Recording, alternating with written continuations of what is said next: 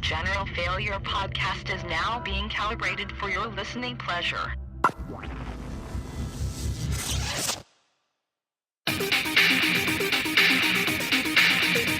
Welcome to episode 182 of the General Failure Podcast for the week of June 4th, 2019, brought to you by RadioHaver.com.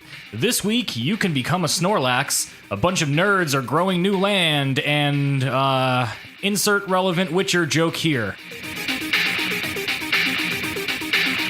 I'm Dom, and I got with me TJ. What up? Fuck CJ again. He bailed on us again. So we got our buddy Sam again. So I'm back. I don't know Hi. what he's doing currently. I heard something about a circus and a bunch of midgets. Gotcha. I don't know what it How many of them are involves. shitting into a bucket? At least 3. Ooh, Possibly 4. that shit's popping off. It is. So, Is it like putting clowns in a car, but it's just midget dicks in a car instead? right, but midgets in a shitty bucket. I need to call out. You did say pudding Pudding. pudding. So they're all shit. Oh, well, that's where the shit comes because from. shitting. Yeah. True. It is Very like true. pudding. TJ, did you get my poop joke? Where's this math coming from? I need to do it. It's Okay. So it's like a beautiful This, mind. this in isn't here. a math podcast. We're really bad at math. We Yeah, should know we that are. by now. Remember that one time? That was bad. So let's start off this episode with a little bit of nerd news. And I got some news for everybody. At some point last week, I don't remember what day, Wednesday last week, I think, Pokemon announced, or the Pokemon Company had a weird Pokemon press conference for 15 minutes, and they announced a new mobile game. They announced a bunch of shit. Yeah, I don't care about anything else other than this mobile game called Pokemon Sleep. I don't know Sorry, what it what does. now? Yep, that's the correct response. It's the Pokemon that looks like a cloth with some chloroform on it. Yep. It's called Kids Nap Time. Just a fucking quick love the video. Google search. So Pokemon Sleep does something, I assume. There's not a whole lot of information out about it, but people are really just probably like assuming it a tracks your sleep. yeah, It's a sleep sleep tracking tracker. thing. So It's Pokemon Go, but for bedtime. yeah, exactly. Like Pokemon Go the fuck to sleep is what it should have been Go called. to sleep. Go to sleep, So- go to sleep, go to sleep. It tracks your sleeping. I'm not going to get it because I have a watch that tracks my sleeping if I want to, and I don't really need to know how little I sleep because it's embarrassing. Yeah, I already know how shitty I sleep. Right. It's not like it's going to correct it. Yeah. Oh no! Oh God! Damn Oh, it, Sam's watching porn again. Guys, it's the only way I can finish.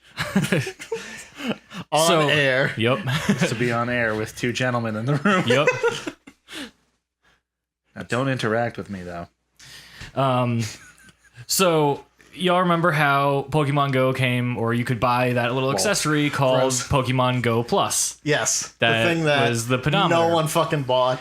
Exactly. So this also has another device that no one will buy, and I want to take some guesses. It is the Pikachu butt plug. What do you think it's called? Oh, what it's called. The Poke Okay. Pillow No, is my guess. it's fucking wrong. Does it have But Poke good in guess. it? It does. Okay. The Poke Pee Your Bed. That's actually really close. It's Oh called. my god. I already see it. I'm sorry. It's called the Pokemon Go Plus Plus. That's a real thing. It says it right here. This is not a joke. It is the real actual It is name. actually called the Pokemon Go Plus Plus. Why does anyone involved with Nintendo not know how to name things Right? correctly? This is worse than the Wii U. Oh yeah, no, this is 100 This times is worse. stupid because A, it has nothing to do with Pokemon Go. No. Not at all. Now, all right, I'll take that back. From what I hear, the Pokemon Go Plus Plus also works as a Pokemon Go Plus, which is why it's called that. So it does the Pokemon Sleep stuff, plus does everything that the Pokemon Go Plus does. That's too much pluses. So why? Also, is it like plus written out and then a the symbol sign? plus. Fuck Yes, that's me. exactly what it Can is. confirm. Me. So my question is A, that's stupid. I don't think that's a question. B, I was gonna sorry, call him out on that's it, too. stupid. B, why would you not just keep calling it the Pokemon Go Plus or call it the Pokemon Sleep Plus? Yeah, like a new Pokemon Go Right. Plus. Just Literally anything would have been better. Pokemon Go Plus Ultra. yeah, just replace everything that just replace the Pokemon Go Plus with this and just keep calling it the Pokemon Go Plus. That way it won't confuse anybody. Or the Pokemon Go to sleep. Right, exactly. Anything. Call it the new Pokemon Go Plus. Call it fucking Pokemon Go Plus 2. I don't care what you call it. Go Not minus. that. Go. Yeah, the Pokemon Go minus. That's actually what I thought you were gonna guess, TJ. I thought you were gonna say the Pokemon Go minus. Oh Jesus! No, I didn't think it was Pokemon that Go dumb. away. But it's worse. It's worse than you thought. Plus. I wonder if it'll look like that. The little Pokewalker? Pokemon. No, the rip-off Pikachu that has the plus on it. Plusle. Minion. Oh. Min Oh, minus. Min then is plus the one, minus. yeah. It's the minus. Yeah. It just looks like a Plusle or Pokeball. It's just like a little flat, stupid Fuck thing. me. Wow, they really put no energy in this. The only thing that they show is like it's on the kid's pillow. So I have to assume that like every other device that's out there now, It smothers your kid. it smothers your kid, and then you can finally get a good night's sleep. That's the whole story. I want that commercial. Yeah. Oh, I can just imagine that it's all it does is fucking monitor your sleep, which Yeah. like there's Which is so just- many devices out there that do that. Your phone, you can just leave your phone on your bed Right. and it'll do it. Exactly. Just plug your phone in and leave it on your pillow, I've and it done will that. do it. You have $60, $30 Fitbits that do it. Yeah. You know, like It is the dumbest shit in the world. I'm seeing a comment here that someone like because the mascot for it is a Snorlax, but someone's like, I'm really bummed out that it's not Jigglypuff. that's what everyone was saying. Like it Because should like, have been if it Jigglypuff. was like a little button that looked like Jigglypuff and it literally just went Jigglypuff as you sing it, like in the singing Sang you thing. sleep. Yeah, it's and a it- song. I'd yeah. go sleep with that. It'd be a little creepy. You wake up, only a Jigglypuff's little just bit. staring at you. Fucking throw it in the closet like you did with your Furby. Won't shut up. And then you somewhat break it, and then it's just like, Furby! It just turns into death metal Jigglypuff. So Jigglypuff! I have no information on when this comes out. I have Probably never. yeah, and it's not that like I don't know if information is available. I just don't care. This Yeah. is so stupid that like all right, I get it's I don't know. No, I don't get it. It's trying to get kids to sleep properly. Like, all right, in fucking 2 years we're gonna have Pokemon eat your fucking fruits and vegetables. Like seriously. It looks the picture they came out with it for Pokemon Sleep. It's got the same like line thing as that multivitamin for men. Oh, Centrum? Centrum. Yeah. Holy shit. It's got the same fucking thing. That's what it is. Pokemon Centrum for men. I fucking eat it. It'd probably be gummies. I'll eat the Pokemon. shit out of that. You know what? How have they not come out with Pokemon vitamins yet for kids? Like I guess don't get hooked on Dear Google. Pokemon. Flintstone kids on vitamins Pokemon cannot, drugs. but Flintstone vitamins can't possibly exist anymore. Why would they? Why do they not have exist. Pokemon vitamins or fucking Shrek vitamins or SpongeBob or something? It's Flintstone also a dumb vitamins still idea exist. because there are or not like a dumb thing that they haven't done it because there are like actual vitamins in the game. Yeah. Right. Oh, like rare the- candies. Yeah, I don't wanna know. yeah. There's rare candies, but there's like Attack Up and Like there's Attack vitamins. X, Speed X. There's actual vitamins. There's crack. There's whatever. I'd rather. They probably just don't want to get in the drug game. I don't know about that. I have a follow up question. Why not? There's so much money in that fucking drug game. Are you kidding me? Well, they're not terrible people. I guess I can't disagree with that. EA would be all now, over this. but though. now I just want to have a Pokemon game that's central to Boulder, where it's like where you have like the two things. I don't know what the other one would be, but it would be Pokemon Boulder and Pokemon Like Boulder, blah, blah, blah. Colorado. Yeah, and it's all just weed stuff. Like you literally go into Pokemon Boulder into and the- Pokemon Seattle. into the tall grass. And I would not doubt that is a game somewhere. Yeah, I'm sure there's a Or at fucking least there's Flash a game gift on version. Newgrounds. Yeah, no, right? That sounds like it. So this is the stupidest thing ever. Yeah, I I got would nothing have else to to say. agree. I just think it's fucking dumb. So let's move on to a little bit of geek on, geek off. TJ, you got something for us? So yeah, Euro Truck Simulator 2. I'm sorry, say that again. Euro Truck you're a truck. Simulator Fuck you. 2. Don't call me a truck. So, all right. It So this is different from American Truck Simulator. Yes, it is European Truck Simulator. Is I hope the only difference in the game is that the steering wheel's on the other side. I was gonna say the HUD is flipped around. Yeah. That's it. like, And they it's not need even code done well. like It's new literally roads. like the numbers are just backwards. Yeah, it's just horizontal flip. They just switched all the road. You just go backwards on the road. So yeah, Euro Truck Simulator 2 is a thing, and B, these fucking simulator games do so well, which is ridiculous that people love Train Simulator. What the fuck? So, what the all right. fuck? Now, I think that's a bad example Goat because Simulator. yeah, Goat Simulator is a good example. I am That's red. fun. Goat Yeah, it is Simulator fun. is fun. But Train Simulator I can kind of understand. Solely for the fact of not everybody can go and drive a big train. You can't go and But you're conduct a not- train. You're not doing anything. You're simulating conducting a train, and not everybody can do that. Fuck Truck me. Simulator, on the other hand, is fucking stupid. Farm Simulator is stupid. You can go outside and farm, you idiot. Well, I mean, it's no different than Minecraft, I guess. Well, you can't really build stuff out of blocks. I can't go and kill a pig with a diamond sword in real life. You know what? Well, Maybe I could. well, not with that attitude. It probably wouldn't be as easy as it would be in Minecraft. Probably not. There's a lot more blood. It's just a mess. Assert dominance, receive pork chop. So Euro Truck Simulator 2, they have GPS in there, and it comes in different languages and stuff. Geralt from the Witcher series is now a fucking option to use on the GPS for Euro Truck Simulator 2. This is fucking everything. All right. So when I saw It is a Polish-based greatest thing game. in the world. Like the it's based on a Polish book series, from what I Yeah. understand. what, The Witcher? Yeah. Or Euro The Truck Witcher. Simulator?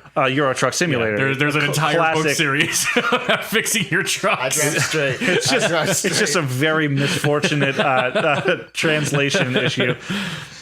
So when you put this on the dock, I'm glad it's in a video game. I thought you meant that this was like a voice for your GPS like 15 years ago when we all had our TomToms and everybody had Darth Vader and fucking Eric Cartman as their GPS voice. John Mark- Cleese. Yeah, John Mark Cleese. Zuckerberg apparently has who the fuck fucking famous black dude, Wow. Morgan Freeman. Morgan Freeman. See, I know his thinly veiled racism.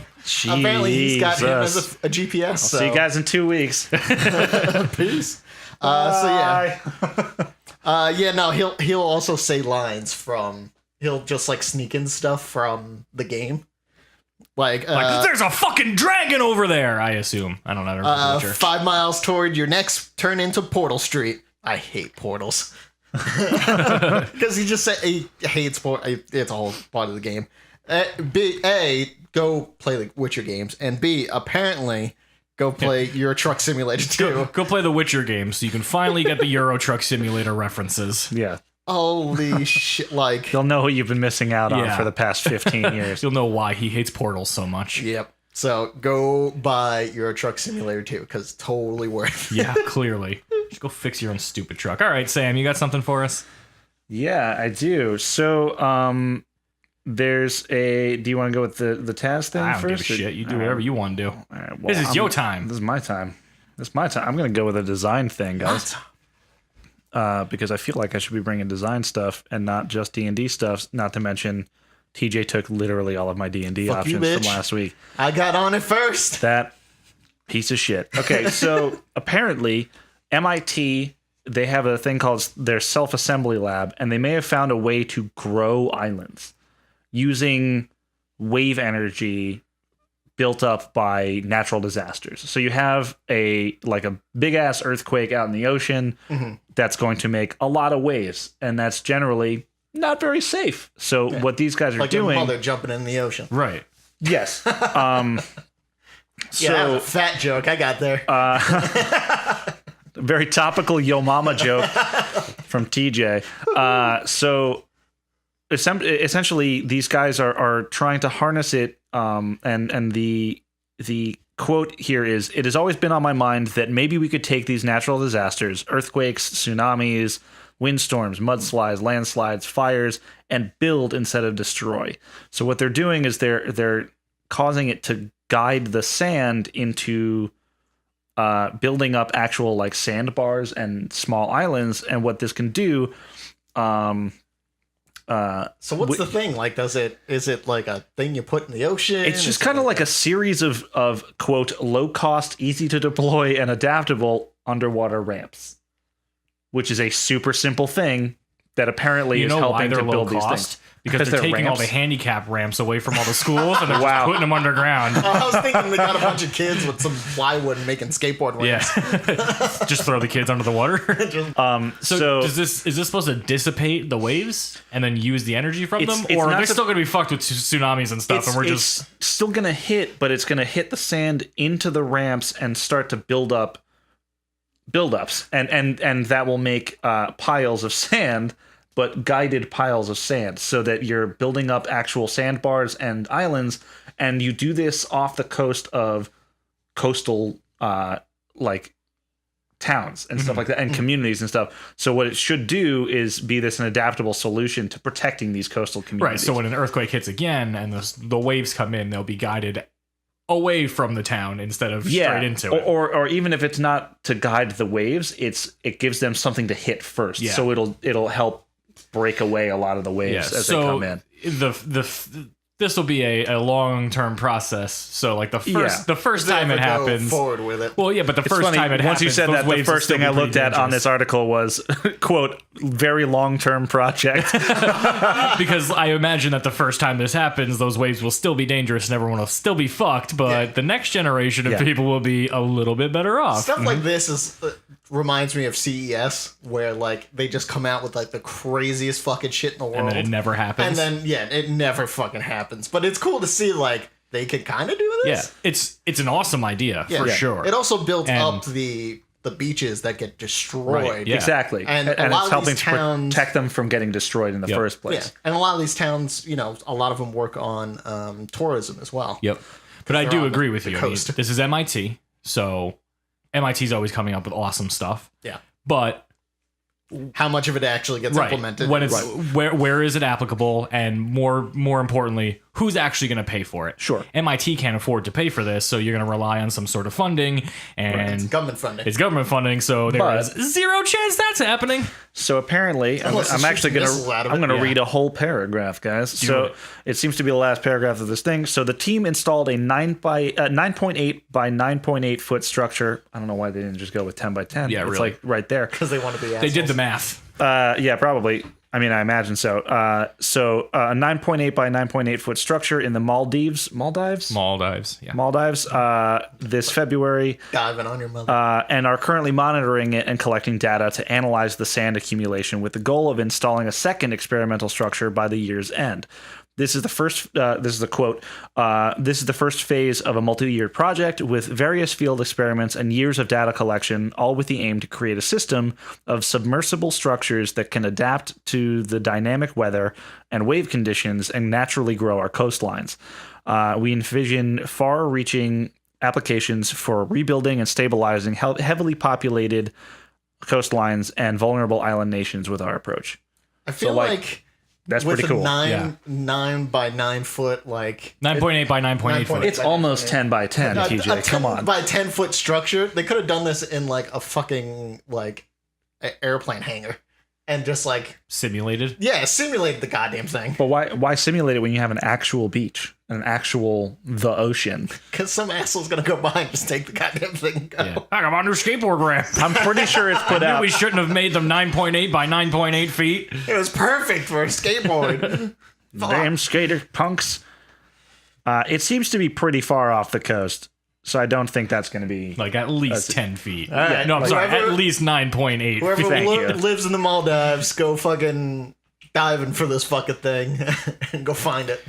And just Watch it backfire and just makes the waves way worse because now they just have a like ramp launches to go them. up.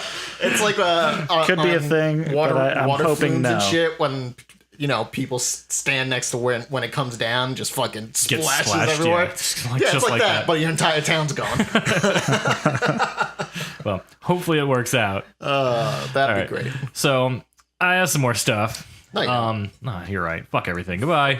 So everybody say bye. So we talk a lot about Tesla. I feel like there's always yeah, something I mean, new that Tesla is The doing. hot topic. Yeah. So Tesla has been obviously making their crazy cars with their crazy displays and all their crazy stuff in it for the past, I don't know how long. They just announced a truck for under 50K, I think. Something like that. Yeah. It's actually surprising how affordable their cars are because you would expect them to be Well, crazy affordable expensive. compared to other cars, but cars in the grand scheme of things are fucking not affordable. right. No, that's what I'm saying. Right.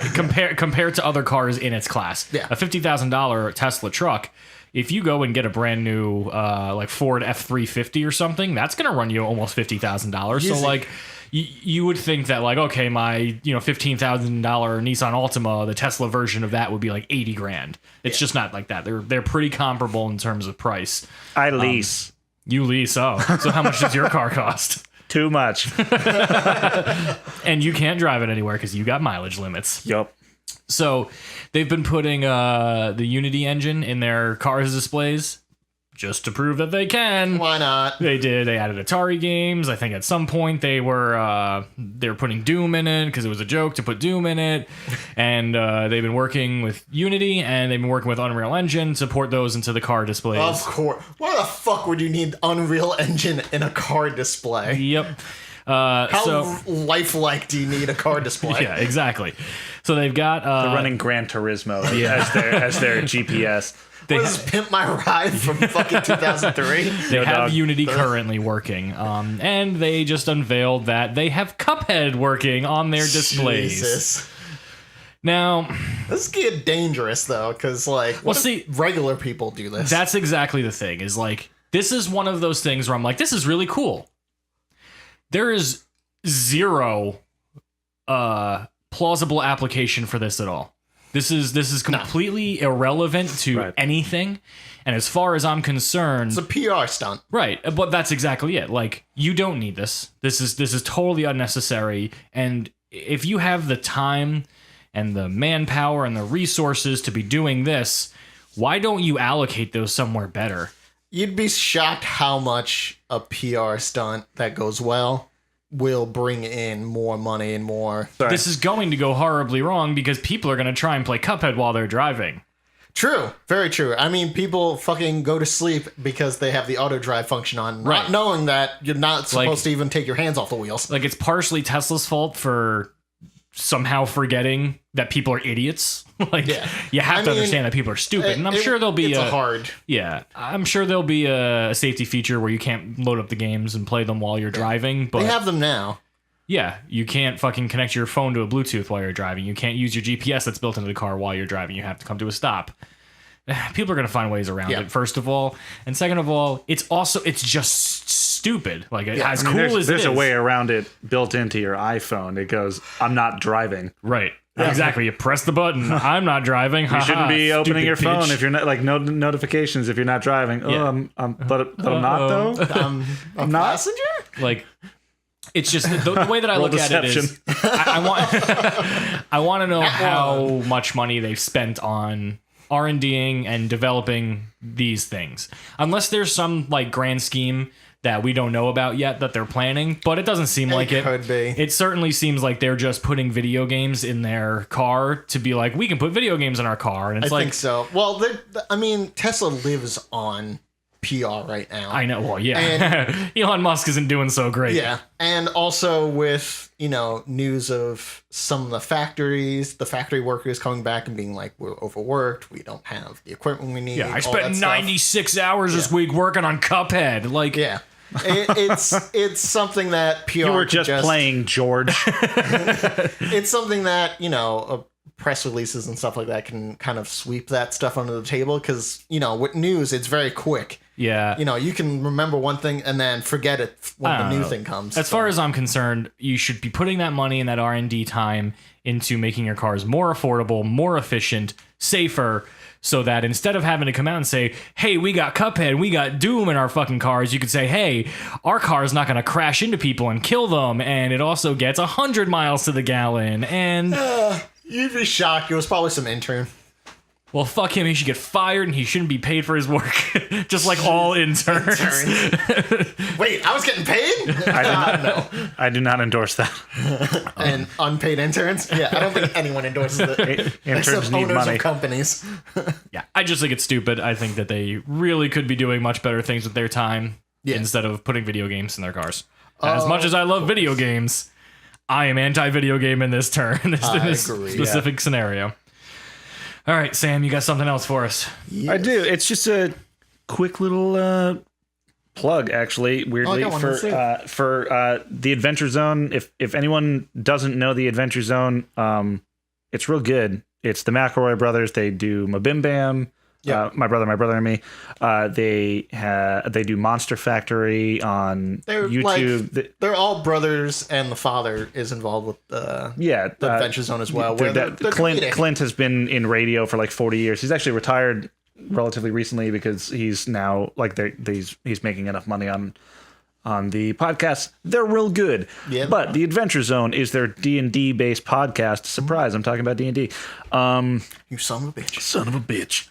But they have become so popular that they've started turning them into graphic novels, Which is awesome. And they released the first one based on the first major arc in their first campaign, Balance, which was called Here There Be Gerblins, and that was released, I want to say, last year around this time. Yeah, around this time. Actually, Lauren and I went and went to the book release. And it was super cool because even though it was a bummer that Travis and Justin had their flight physically turned around midair because of weather, they got Lin-Manuel Miranda to come out and read the parts for Taco, which was super fucking cool. I actually think I heard that episode. Yeah, it was awesome. So they now have pre-orders available for their second arc, which is called The Murder on the Rockport Limited, which is one of my favorites. It's a super good one. It's a train murder mystery, and it introduces like everybody's favorite side character, Angus McDonald. Yep. I mean, I do love Cassidy from 11th Hour, the crazy one. Oh yeah, Gerblins, that one. God. Yeah, I fucking love her. Jesus Christ. But yeah, it's coming my out. My favorite's Tom Bodette. Tom Bodette is another very good one. Yeah, From Motel 6. From Motel 6. Yeah. Rockport is actually a town full of Tom Bodettes. Yes, I think I remember Top to that. bottom In canon. It comes out July 16th, and it's produced. So Clint, the dad, Clint McElroy, he's the main person like adapting them into graphic novel form because he has also like written comic books in the past. Because of course he has. Because of course this man he can has. do everything. Anything and everything. But yes, this installment has a little bit of everything: a genius child detective, an axe-wielding professional wrestler, a surly wizard, cursed magical artifacts, and a pair of meat monsters. You know, the usual things you find on a train. If you've listened to a lot of D&D podcasts, or if say, for instance, Critical Role, and you want something a little bit lighter, the Adventure Zone is definitely up your alley. It's very fun. It's a lot more funny. It's a lot more. It's also edited down, so like not edited down to like remove things per se. It's more like rule checkups and stuff like that. So like anytime I love Critical Role. I've seen the entire first season. I need to finish the second season. I'm really bad at catching up on that so far, but like I have most of their autographs in my player's handbook, and but they're big meaty episodes. They average at like 4 hours. Huge. Yeah. 4 hours an episode, and then these Which ones they didn't do too bad with the podcast versions of them. They cut it down really well, but with the ones on YouTube, it's a full fucking stream. Yep. So and you're gonna get half an hour of like Arguing over the rules. Well, I just mean pardon us while we go to the bathroom and take a break. Like, and that's fine. because we're also go doing this do after that. doing a full-time work of like voice acting. Right, and then if you want to watch it live, which is the fun option with that, you can watch it on Twitch and Alpha. But that's like out here, that's 7 p.m. No, sorry, 10 p.m. because it's 7 p.m. in California. Yeah, and then you spend 4 hours watching that. Yeah. Granted, there are many critters that live in Europe, and they're Also watching it live That's there, fucked up. which is insane. But yeah, so like Taz is a lot shorter because they essentially take that same 4 hour thing and they turn it into 4 episodes. Yep. Yeah. And then they also trim it down with editing just to kind of So speed really, it up a little that bit. 4 hour thing probably equals about like a little under 3 episodes when all is said and done. Probably. Yeah. Yeah. And also they start with almost no knowledge when they start the podcast. Griffin had never DM'd. No. Travis had played the most, and it was like 3 different times. Yeah. And then Justin hadn't really played. And Clint, despite being like the biggest nerd in the world, had never played because no one ever wanted to play with him when he was a kid. Play D&D. I'm sure he had friends. No, he had no friends. Let the record show Clint McElroy never had friends. But like they did this thing that started out with the starter set, right? The Lost Mines of Phandelver. They take characters from the almost from the starter set, and just kind of change it to fit their personalities. Yep. And then they just make this an incredible story along the way. It's insane to listen to. Like I've actually been listening to it for a third time now. Oh yeah, I've gone through it multiple times too. I'm like on the finale for my third time, and I remember hearing in one of the the Adventure Zone zones, which is like where they talk about the Adventure Zone. They talk about their own show. We need those. When they do like recaps and stuff, which is just the funniest name for that possible. But they were talking about how, Griffin is like, people will constantly say things like, it's changed my life. Like it's so poignant and there are such like powerful moments. No shit, guys. Like within the past couple weeks, I was listening to one of the episodes in tears in the car. Oh yeah, it just hit me so fucking hard episodes. Because that happens.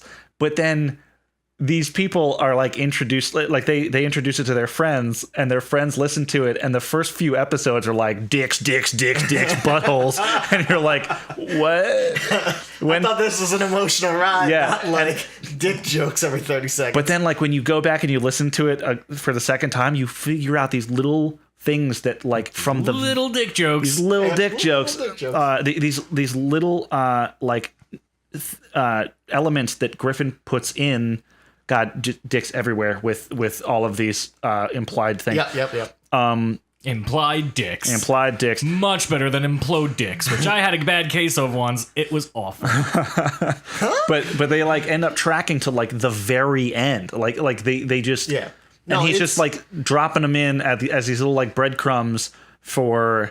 I switched it to breadcrumbs instead of things. Don't call my dick a breadcrumb. Go a little bit bigger than that. But he starts dropping these breadcrumbs into the Lost Mines of Phandelver because he realized so quickly this isn't what I really want to run. Yeah, I want to do my own story. And then when they start taking off, really the Murder on the Rockport Limited is like their first his own creation adventure kind of thing. Yeah, and it's just it's great. It's a lot of fun. They're still finding their way. And then Crystal Kingdom, I think, is the third one, right? No, that's Pedals to the Metal. Yeah. But like Crystal Kingdom is the fourth Indiana Jones movie.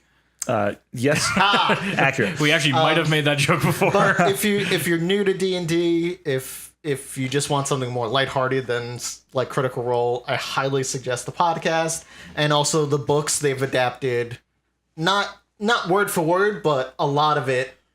It makes sense. Some of them they had to switch like character names that they had taken from the Lost Mines of Phandelver to be their own character names and stuff. But like the artist is Carrie Peach and she is great. It's fantastic. I actually got her signature because she was sitting like right in front of Lauren and I at the show, and we were able to get her signature in the book. It was awesome. Yeah, they're great comic. I highly suggest getting the first one and pick up the second one July 16th. Yep. Sweet. That's a day after my birthday. Woohoo! Nice. TJ, you got something for I us just too? got a quick D&D thing as well. For Kickstarter, there's... There you motherfucker. The Dungeon Notebook is running a Kickstarter for the Tome of Delving. It's a character sheet specialization notebook, so it's something that instead of having all these paper sheets everywhere and you're kind of losing them, they're getting destroyed, it's one notebook that has everything you need in it. It's got 2 pages for character details like backgrounds, classes, stuff like that. 6 pages for racial traits, classes, abilities, feats. 6 pages of racial traits? Damn. God damn. There's a bunch of pages for tracking ammunition or tracking your equipment. That's what I like, is that there's a lot of pages for that, because let me tell you, my sheets are always like back and front. I'm just like jotting shit down. I'm like, I got no more room to... Especially for items and stuff, you just jot down real quick and then they're gone. I have like a separate notebook just for my inventory to keep it all in track. There's pages for, depending on what class you're using, there's pages in there to keep track of stuff like that. There's pages for tracking NPCs. Mm-hmm. So there's a bag of holding NPCs Doritos. Oh man, that'd be great. There's 10 pages of like hex grid. So if you want to do like an overmap, nice. So you can just kind of draw in there as well. There's 50 pages as blank notes for whatever you need. There was also what I saw was like grid paper. Like it looked like you could draw your character. Yeah, that's the hex grid. No, there's hex grid, and then there was also like typical like graph paper type stuff. Yeah, no, there is a paper that you can draw out your character as well. There's also a bunch of pages for like common stuff that comes up when you're trying to look up stuff. So like conditions, what you can do in action. What does poison actually do to me? It poisons me. All right. Poisons me. What does that mean? Oh, disadvantage on everything. Yep, more or less. So if you're looking for something that is just, one notebook for one character, like, and there's things that you can do to like buy multiple books and stuff like that. Buy my book. But especially if you have a long running campaign, it can be very messy after a while. And also, it's nice to have that one notebook so you can be like, my entire campaign is here. Yeah. And I don't need to bring out anything else, especially for the quick lookup of like conditions and stuff. You don't have to bring out a player's handbook and all that all over the place. Right. Because that time just it slows down a campaign. It's a pain in the ass. Yeah. And it'll be a paperback, so it'll bend and move and stuff like that. So go check out it's the Tome of Delving by the Dungeon Notebook. It's also a local place for us, so go check it out. I assume this will be on sale at some point even if you don't Kickstart it, because their Kickstarter goal was almost met, and it really wasn't that high to begin with. It was only like $1,800. Oh, it's done. 2,000 out of 1,800. Wow. It was not done when I checked this afternoon. 44 days to go. They tried this, I think, a year ago, and it didn't actually meet. Yeah. All I'll say deadline, is so. I think this is an awesome idea. And it's $18. That's not bad. No, for a full notebook of... And you need it's one campaign. So, like, when you're done with that campaign in a few months and you want to run another one, you just buy a second book. And, like, now you have, like, a history of all of your characters. Or if you're running huge campaigns that take years and years and years, you can see, like, the history of everything. Yeah. And you have a place that you can go back and look at whatever you need to. I think it's awesome. Some of these stretch goals are pretty cool. Like, the first one, which happens in like $1,000, is like original color cover illustration. Then there's like hardcover with Smith's sewn binding. It's a cool. They actually show you like the binding. 2 bookmark ribbons, dust fabric jacket. cover and dust jacket. I don't know what the fuck double rewards means. I'm assuming it means 2 of things. I guess. I'll take it. I already grabbed the pledge for $36. You get 2 of them. That's awesome. So one for a main character, and then one it scales up by $18 every time. Cool. Yeah. $4 savings. Nope. Never mind. No dollar savings. $0 savings. $0 savings. And your name in the honor roll, apparently. So go check it out. I never got that in high school. Go check out the Tome of Delving at $18, and you get a notebook. They keep everything in. Sweet. So go check it out. And I gotta say, I saw that cover. It looked pretty fucking baller. Yeah, it was cool. Yeah, right. I'm excited. All right. Sam, you had something you wanted to read to us at the end of the show. Did I? Something about a fucking bed. Oh my god, yes. Thank you so much for this gift. So wait, no, I gotta find it now. God damn it. You motherfucker. Okay, so I found this on Core 77 because I realized that I'm a designer and I should start looking at design websites more. And like So instead he's gonna tell us a story. staying more up to date. Well, it's a design based story, Dom. God. And you ran into something that I sure Ford did. is So here's turning heads with. Here is the title of the article. Ford, yes, the car company invents a conveyor belt based bed for couples. It makes bed hogging impossible. First of all, that's the longest fucking headline ever. Well, that bed hogging thing was like the little sub thing. So I am going to read this article because it's just 3 like small paragraphs, but it's a gift. Okay, so as every couple that shares a bed knows, there is an imaginary 50-yard line down the middle of that bed, and both parties can get a good night's sleep if there are no advances or losses in territory. When one partner crosses that DMZ, unconsciously thrashing about in the throes of the spicy Thai food-driven nightmare, they're literally in for a rude awakening. So your bedroom is North and South Korea. Correct. If you want to go there, yes. First of all, there's no 50-yard line on my bed because the cat takes up like 30% at least. I think this is like couples without cats. Like otherwise, then you've got 25 First of all, yard lines. Are and there if you're couples lucky- without cats? I would love to meet one. Exactly. You can't even name one. Not even a single All one. couples have cats. Even if they don't know about it. Proven. Exactly. Yeah. You just get one. You when can become a never couple. never prove you don't own a cat. Exactly. That's true. You never find it. Because if they don't want to be found, Right. they're not going to be found. And you can also be adopted very quickly by a cat. Can confirm. Admittedly, it's not the world's most pressing problem, but Ford's designers and engineers had a bit of fun with the phenomenon by devising the lane-keeping bed, which uses the same lane-keeping sensors that are in their cars to monitor when one sleeper has crossed into another's lane. Man, I am just wet for this. Then a conveyor belt-like surface corrects the situation. So there's a video on it. Holy shit, the video's amazing. It's so good. You remember that video with the guy who's explaining the retro encabulator, who's just making shit up? I want to hear him explain this fucking bed. Because the way it looks is like you just all of a sudden just roll over on the other side persons of the bed, and then it moves it like just conveyor belts to the side. Now, it's not conveyor belting in the way that I thought it would, which would be like, no, you have to go over here now. Right. It moves both people towards the... So let's say you've got A and B rolls towards the middle. It moves towards B's side so that A can still can roll away and not get furnace by another human body. And then they have room to escape. And they're not driven to the edge of the bed by this sudden incursion on territory. So, speaking of pets, what if your pet just keeps crossing over and you're just like, fuck? Yeah, all night long, you're just like, fucking road. It's like the hot dog machine at a 7-Eleven. You're just rolling around in your bed. So, my question is, it's not really a question. Yeah, why? This seems like not the best solution for what they're trying to solution. No. Like, to me... It feels like it was a bunch of the guys, like, after work just hanging out in one of the factories and going... way too much beer. I feel like that's the situation. Yeah. Like, this is not something that I think is... Like, nowhere in this does it say anything about, like, coming to market in 2023. Yeah. Like, nothing like... Which would be very far. To me, what I think would make more sense is, like, if the bed was kind of like... Basically, you know, two twin beds put together, like two separate, sort of separate mattresses. Like the ones that raise up and down. Exactly, yeah, like the whatever those called. Tempur-Pedic, and that's not what it is. Sleep number? Sleep number beds. Yeah. But it's a sleep number bed, but horizontal. So it lifts up in the middle. So if you start rolling over, it just lifts your side up and rolls your ass back to the other side. Maybe and then it goes back down, so when the dogs and cats try to sleep there, they just get squished. Exactly. So maybe there should be like bumpers on the side so you don't go rolling off the bed or something. But it just seems way more practical than a fucking conveyor belt. That's a different kind of lane. That's a bowling lane. That is. So let's invent the bowling lane bed and let's pitch it to Chevy and we can start ourselves a bed war.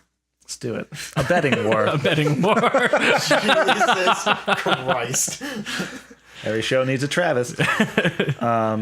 Yeah. So that, I mean, it's got this like super high fashion design, like bed frame to it. It looks stupid. It looks really very angular and pointy. I feel like that is the bed you are going to run your feet into constantly. Yep. Yeah. But go check that out because it's the greatest video I've ever seen in my life. Ever wanted to know what it was like to live at a 7-Eleven and be a hot dog? Yep. Yeah. Now this is your chance. That's on core77.com. All right, that is all for us this week. Don't forget to check us out on genfailcast.com. Find us on Twitter, Instagram, and Facebook at genfailcast. Like and subscribe to us on Twitch and YouTube. And if you like what you've heard from us, consider leaving us an iTunes review. It really helps. It really helps. And reach out to us with any questions or topics you'd like us to discuss, and we'll discuss them on air. Everybody say bye. Bye.